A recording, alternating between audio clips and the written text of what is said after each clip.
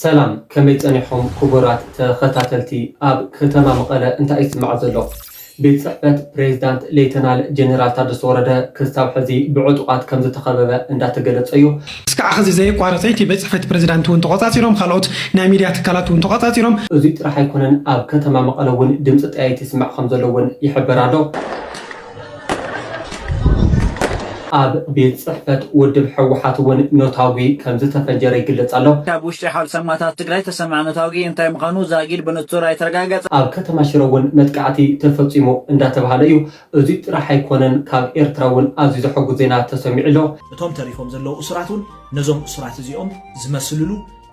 መስርሕ ብግቡእ ክቀላጠፍ ክኽእል ኣለዎ እዚኦምን ካልኦትን ዘሎ ኣዘራረቲ ዛዕባታት የሕዘልኩም ቀሪበ ዘለኹ ነዚ ቻናል ሓደሽቲ ዝኾንኩም ሰብስክራይብ ነዚ ቪድዮ ተፈቲኹም ድማ ላይክ እንዳገበርኩም ክሳብ መወዳእታ ክትከታተሉ ብክብሪ ዕደም እስቲ በቲ ጥዑም ዜና ክንፍለም ክቡራት ተኸታተልቲ ኣብ ኤርትራ ከባቢ 18 ዓመት ዝተኣሰሩ ኤርትራውያን ከም ዝተፈትሑ እንዳተገለጸ እዩ እስኪ ናብቲ ሓበሬታ ከብለኩም ኤርትራ ተሰሚዑ ዘሎ ሓድሽ زحقس بسرات ويكا زحقس زينا لو ما عندي أبجزات محبرة ميديا تسمعكم مو خمسة لهم أنت زي سمعكم مدما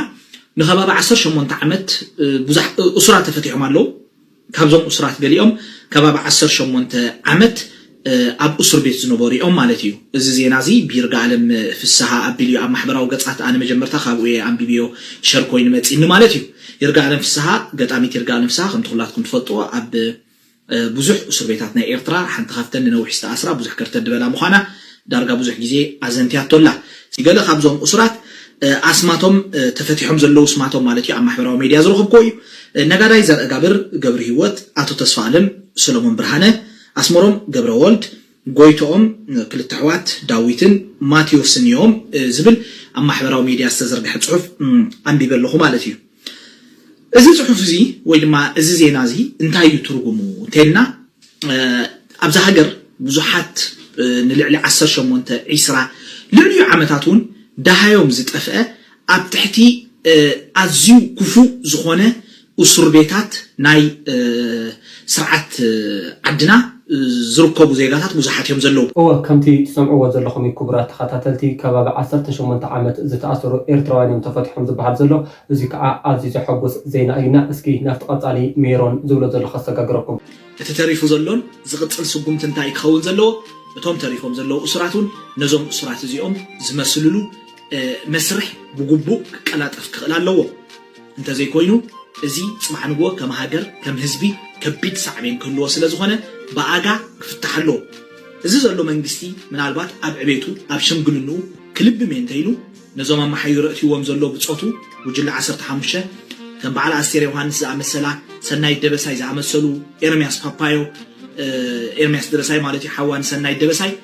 كم ما حير كارش الخوت عمله بيتودد أبرها مسزبو مسقالو مسدرو خرخب خلالو أزي أويت ملا حفاشي كاب حجني ودم حفاش دمتو قالسو معرة نمكل خال هاجرو زجبرو عبركتو معرة نتسألين ممكات زجبرو عبركتو نتعوشت زلوا عن زادما كسمع يقبل وزحات زي سمعنا يوم كأنزاتات أفقد شلالو وزحات زي حبسنا يوم نبعت أفقد كبرات خطاتلتي نتوم سدرا أسرات انقع عدس ولكم كمل نفتو نزوم أسرات دما انقع كابزي نايت ألمات إسريت انقع أنا قفكم فتار خاء نتي زقري زمنكم بسلام بتحقاس بسنايك نوروه ناي كلاتنا صلوتنا اسكي نافتي كأسأل زلو أو كتما مقالة عقاتي مزلو الزرارة زعبا دما كساقاقركم كبرات تخطاتلتي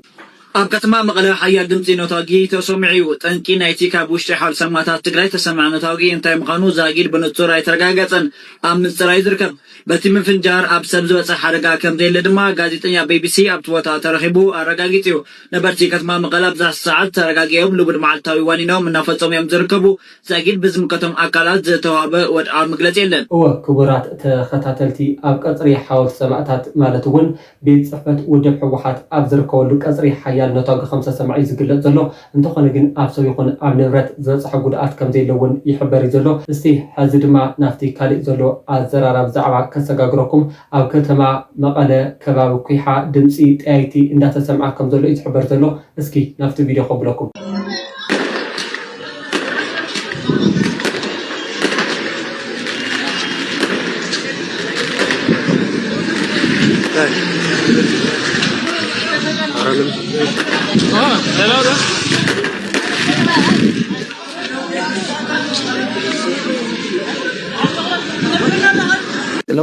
እኛ እንደዚህ መቀጠል አንፈልግም ያሉት አሬ ህወሓት እና ድምጽ ወያነ በር አካባቢ ቦምብ አፈንድቷል። አዲስ ነገር አይደለም ይሄ ስለ ቦምብ ማፈንዳት።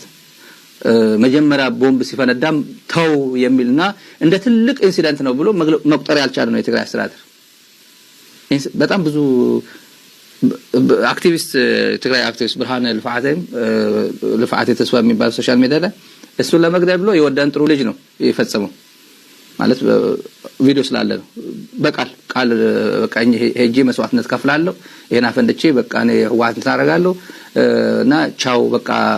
ትግራይ ተስዕር ብሎ ነው የተሰናበተው ቪዲዮ አለ። ወክብራት ተኸታተልቲ ከምቲ ንስታሊን ገብረስላሴ ተዳምጽዎ ዘለኹም ኣብ ከባቢ ቀንፅር ሓወልትን ኣብ ከባቢ ድምፂ ወያነን ኖታዊ ከም ዝተፈንጀረ ዝገልጸልና ዘሎ እቲ ሕዚ ብዛዕባ ናይ ልፍዓቴ ተስፋ ዘዋግዑ ዘሎ ግን ቅድሚ ሕዚ እውን ተፈንጅሩ ከም ዝነበረ ንምግላጽ ክብራት ተኸታተልቲ ከሞባይሉ ራሱ ሞባይሉ እንትና ነው ለአንድ የትግራይ ፖለቲካ ፓርቲ አመራርም ልኮለታል እና ጓሄድ ብሎታል። ያ የትግራይ ፖለቲካ ፓርቲ አመራር ጓሄድ አለ እዛ ላይ አይዞ አድርጎ ብያለሁ አለ ትግራይ ተኮፍሶ ሜዳ ላይ ሲተነትን ነው የሚለው ጽምዶ ሻዕቢያ ህወሓት እያለ ይውላል። ይሄ ወንጀል ውስጥ አድርግ እያለ ቦምባ ፈንዳ እያለ የሚል ፖለቲካ አመራር ትግራይ ውስጥ እንያዘው ሲባል አረ ይሄ ነገር እኮ ፖለቲካ አመራር ስለሆነ እኮ ምንና ወድ ወረደ እንደዛ ነው ያለው ለፖሊስ ኮሚሽን ፖለቲካ አመራር ስለሆነ ኢሹ የሆነ ፖለቲካል ኮንቴንት ፖለቲካል ዌት ይኖረዋል ክብደት ይኖረዋልና እንተው ነው የተባለው።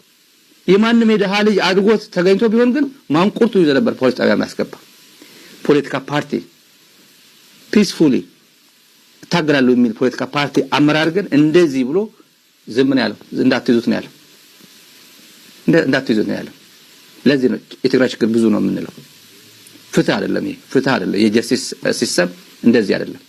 ለዛውም አንድ ጀነራል ለዛውም አንድ ፕሬዝዳንት በቀጥታ ኢንተርፌር አድርጎ በፌደራል በፖሊስ ስራ ላይ እንዳትይዙት ነው ያላቸው። ወደረደ ዛሬ ያኔ መግለጫ መስጠት ነበረበት። ከዚህ በላይ ይሄን ሁላ ፈንጅ ክላሽ እየተኮሰበት አምልጦ አፋር ሄዶ አሁን አዲስ አበባ ነው ያለው። አዲስ አበባ በቪኤት የማን ቪኤት እንደሆነ አይተናል። የሆነ ዶላር ሲመነዝር ሲበት ምናምን ነው የሚታየው። ክላሽ ታጥቆ ነው ቪኤት ውስጥ የሚሄደው አዲስ አበባ ውስጥ። አዲስ አበባ ኢትዮጵያ ነች፣ ትግራይ ኢትዮጵያ ነች። ኢን ፕሪንሲፕል እንደዚህ በማድረጉ ለየት ያለ ፌቨር ይሰራልታል። አባት ሰራዊት አዛዥ ነኝ ብሎ አፋር እንትን ያደርጋል፣ ልጅ እንደዚህ አይነት ወንጀል ይፈጽማል። ያኔ መግለጫ ሰጥ ብለነው ነበር ዝም አለ። ባለፈው መግለጫ ባለ ሁለተኛ ፈንጅ ቦምብ ፈነዳ ዝም። ዛሬ ማፈነዱ ህወሓት በር አካባቢ እንዳጋጣሚ ፈሪዎች ናቸው ስለዚህ መንገድ ላይ ምናምን አፈንድቶት ነው የሄዱት። ወደወረደ መቼ ነው መግለጫ የሚሰጠው? ምን አላውቅም። ምናልባት እሱ ቤት ከጣሉበት ነው። ምናልባት እንደዚህ ጻድቃን ሁለት በየቀኑ ሁለት ፈንጅ አፈንዱ እና ይደነግጣሉ። ቃል በቃል አፈንዱ እና ድፈሩ ይደነግጣሉ። ቃል በቃል ነው ይሄ። ከድንጉጹ ነበር ያለው አለኝ እኔ ድምጹ አለኝ እኮ። ክቡራት ተኸታተልቲ ከምቲ ተድምጽዎ ዘለኹም ስታሊን ገብረስላሴ እቲ ኣብ ከባቢ ቤት ጽሕፈት ውድብ ህወሓት ዝተፈንጀረ ፈንጂ ብጀነራል ጻድቃን ዝተኣዘዘ ከም ዝኾነ ዝገልጸልና ዘሎ ንመዓልቲ ክልተ ፈንጂ ኣፈንጅሩ ክድንጉጹ እዮም እዩ ዝብል ዘሎ ከምኡ ዝብል ሓበሬታ ስለዝተሃቦም እዩ ክብል እዩ ዝገልጽ ዘሎ ስታሊን ገብረስላሴ ማለት እዩ። ንሕና ንጀነራል ታደሰ ወረደ መግለጽ ሃቢና ነርና እንተኾነ ግን ክሳብ ሕዚ ምን ዓይነት መግለጽ ይሃበን ንሱ መግለጽ ዝህብ ኣጋጣሚ ኣፍትናቱ ገዛ ወይ ከዓ ኣፍትናቱ መንበሪ ፈንጂ ወይ ከዓ ነታዊ እንተደኣ ነቲጉ ወይ ከዓ እንተደኣ ተሸንጅሉ እዩ ዝብለና ዘሎና እስኪ ናኸብለኩም ክልተ ፈንጂ ነራ አለኝ እኔ ድምጹ አለ በኮንፊደንስ ነው የምናገረው። ያቃል እሱ አላልኩም በላይ ወጣ ብየዋለሁ። አንድ ቀን በተረጋጋ ብያለሁ። ዛሬ ይበል አላልኩ ይበለኝ አሰማዋለሁ። ዝለዝ እስቲ ሕዚ ድማ ጄ ስቱዲዮ ዘውፅኦ ሓበሬታ ኣሎ እቲ ኣብ ከተማ መቐለ ዘጋጠመ ጉዳይ እንታይ እዩ ዝብል እስኪ ናብኡ ከሰጋግረኩም ሕዳር ከይቦም ከም ዘሎ ኣፍሊጡሎም ብተወሳኺ ሰራዊት 31 ኮር 312 ረጅመንት ሎሚ ሰዓት 10 ንግሆ ቅድሚ ቀትሪ ናብ ሓደ በቲ ግዜያዊ ምምሕዳር ዝውነን መኽዘን ተተኮስቲ ሴሮም ከም ዝኣተውን ገለ ክፋላት ኣፅዋር ሒዞም ናብ መቐለ ከም ዝኣተውን ምንጭና ወሲኽሎም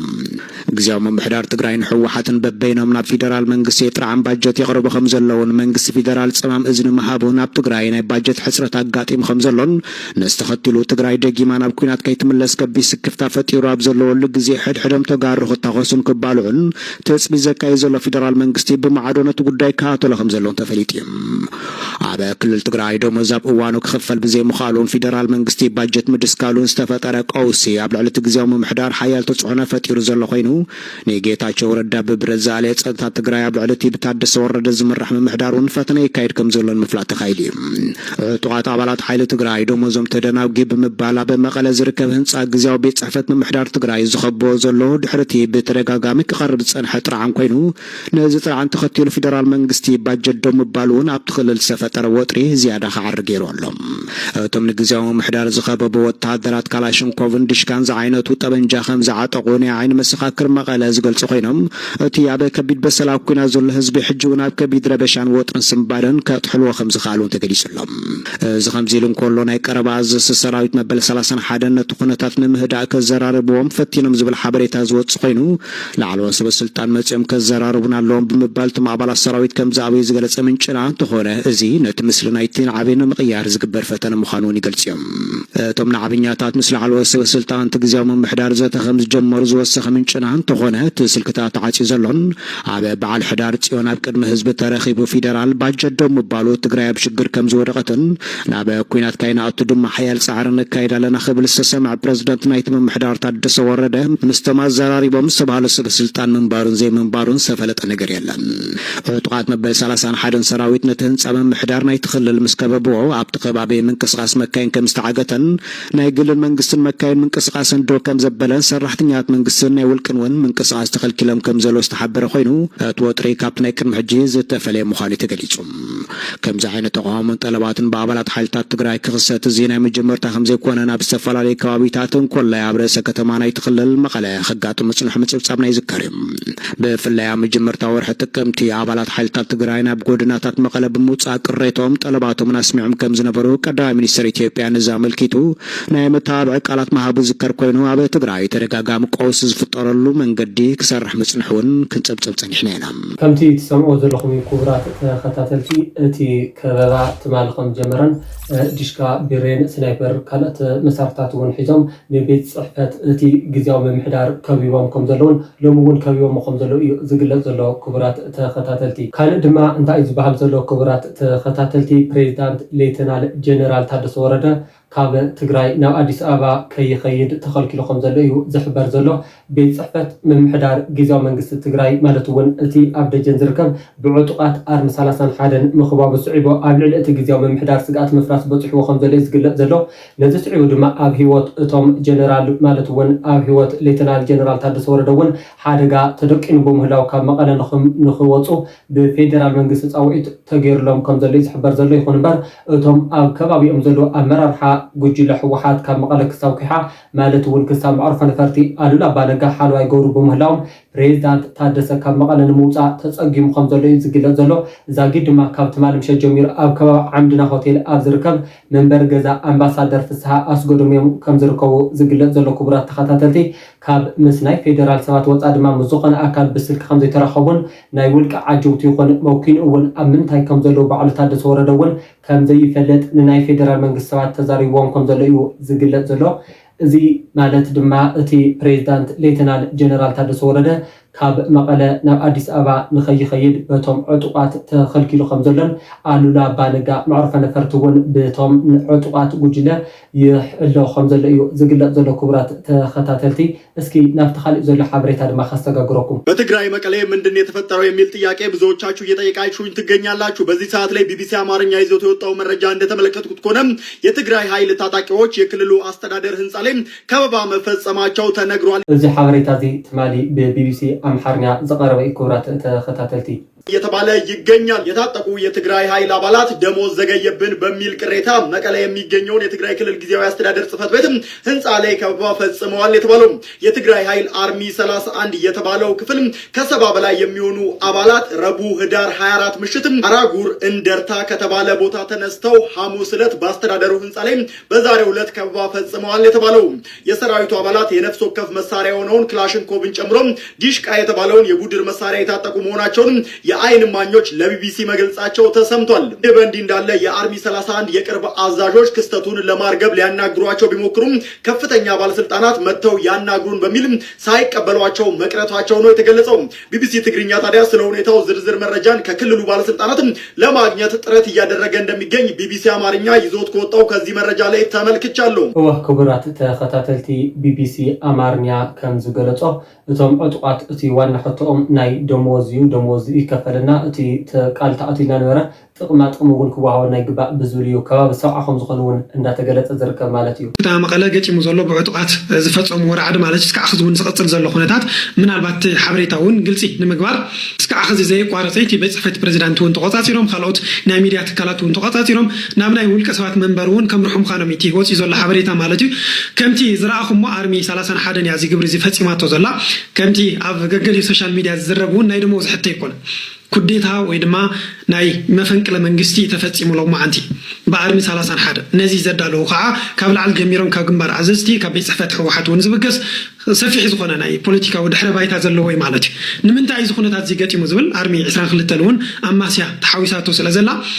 እቲ ኣብ ህወሓት ዘሎ ፖለቲካዊ ኣፈላላይ መበገስ እዩ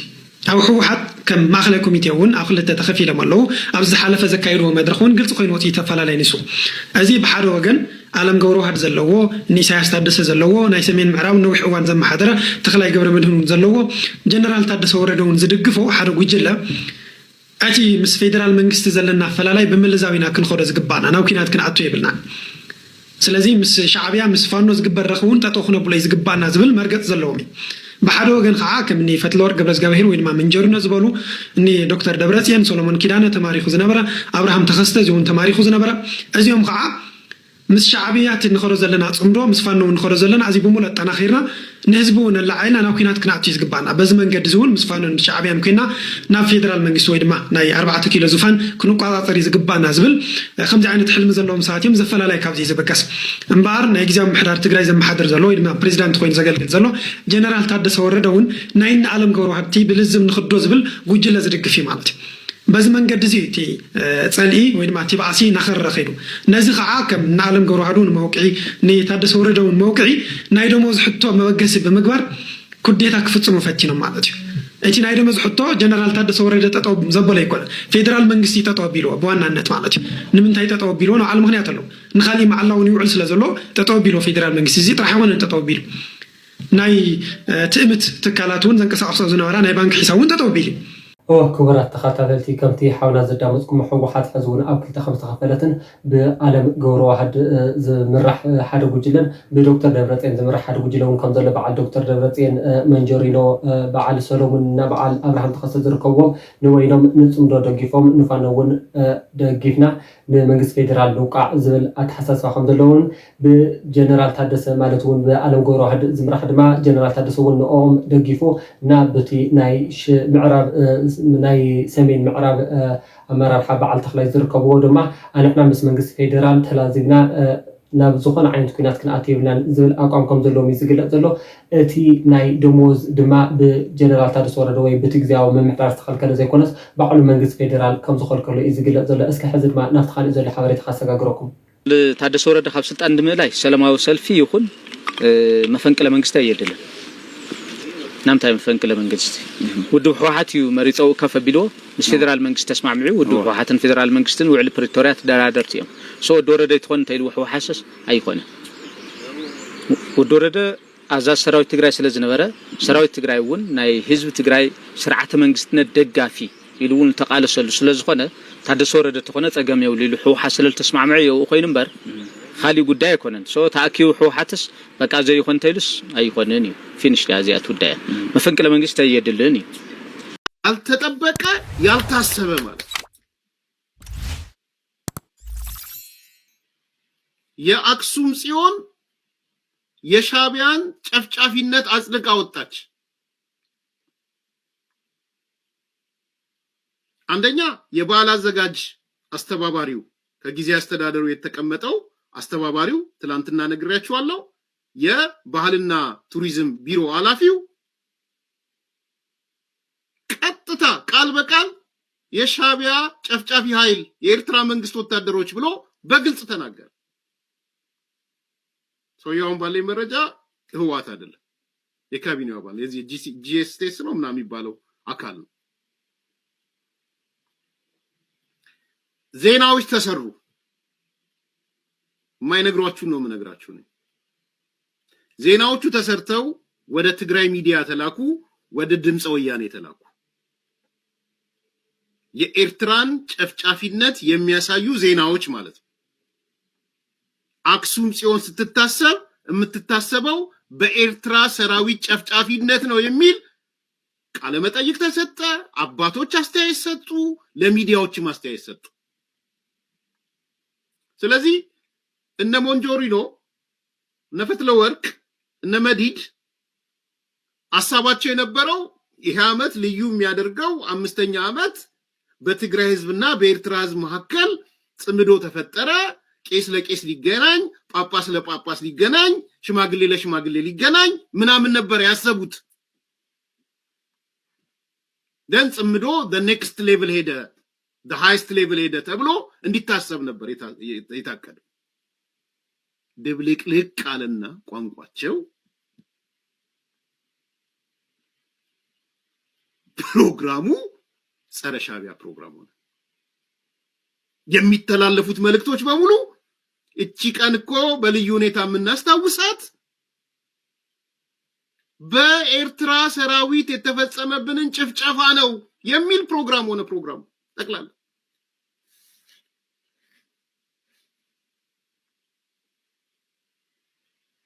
የት ይግቡ? ወደ ሚዲያው ተላከ። የትግራይ ማስ ሚዲያ የመንግስቱ እዛ ውስጥ የነበሩ ሰዎች አንደኛው አላጸድቅም ማለት ዜናው የነደብረ ጽዮን ፈትለወርቅ ያስቀመጠችው ሰው ነው። አላጸድቅም ማለት ሌሎቹ ተነጋገሩና አጽናቂው ሳያጸድቀው ዜና ሆኖ ወጣ። የትግራይ ማስ ሚዲያ ውስጥ ያለውም ነገር እሱ ነው። ከተላለፈ በኋላ ነው ለነ ፈትለወርቅ የተነገራቸው። ዜናው ከተላለፈ በኋላ ትርምሱ የመጣው መሰረታዊ ትርምሱ ይሄ ነው። ሻቢያ ከዛ በኋላ ድሮም ወያኔ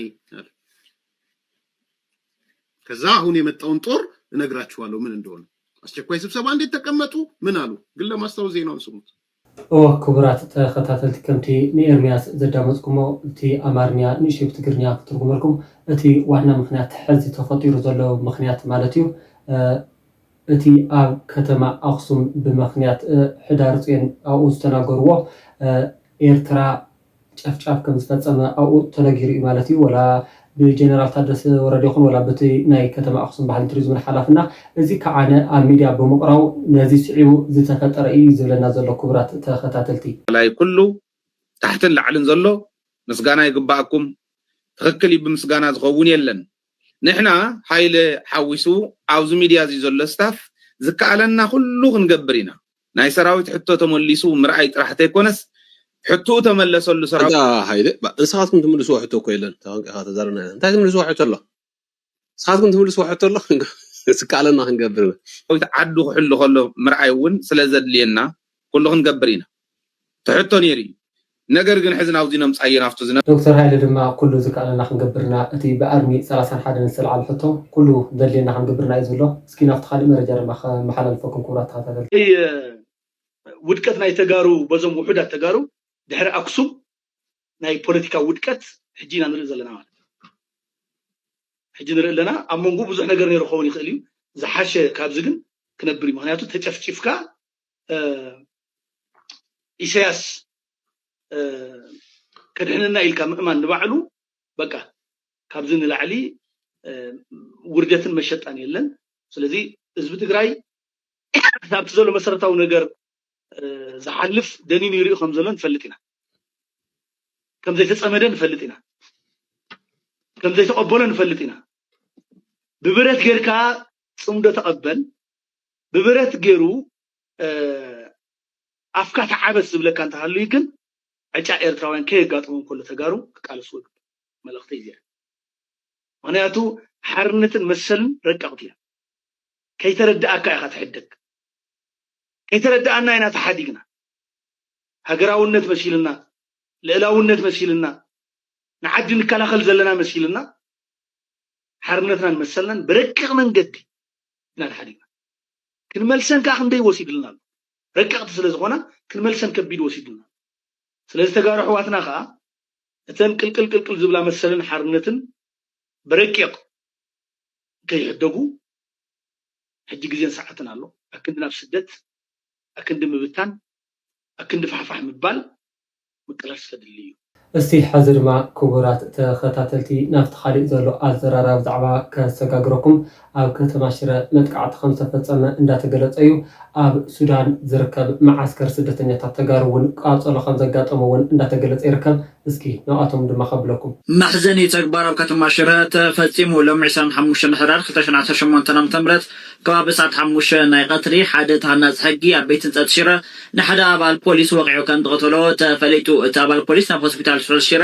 ምስ ኸደ ከም ዝዓረፈ እዩ ዝተሓበረ ከም ሓበሬታ ወልደ ምረት ገዛኢ ብጣዕሚ ዝሕዝን ዜና ህዝቢ ዞባ ምዕራብ ትግራይ ሕዚ እውን ኣብ ሽግርን ኣብ ፀበባን ይርከብ ከምቲ ትሪእዎ ዘለኹም ሎማዓንቲ ዕለት 25 ሕዳር ማለት እዩ ኣብ ተነድባ መዕቆብ ስደተኛታት ተጋሩ ሱዳን ሓዊ ባርዕ ሓዊ ቃፀሎ ኣጋጢሞሎ እዚ እውን ሸር ኮፕሊንግ እንዳገበርኩም ናብ ሙሉ ንኽባፃሕ ሓጉዙና ስደተኛ ሕዚ እውን ኣብ ሽግር ይርከብ እዚ ትሪእዎ ዘለኹም ኣብ ተነድባ ማዓስከር ሱዳን እየጋጢሙ ዘሎ ሎሚ እውን ፅባሕ እውን ኣብ ሽግርና ዘለና ድምፅና ንኽስማዕ ሕዚ እውን ሸር ኮፕሊንግ እንዳገበርኩም ሓጉዙና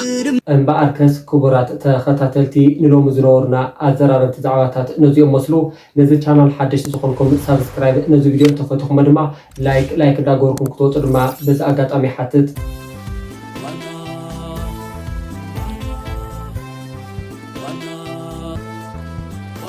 Media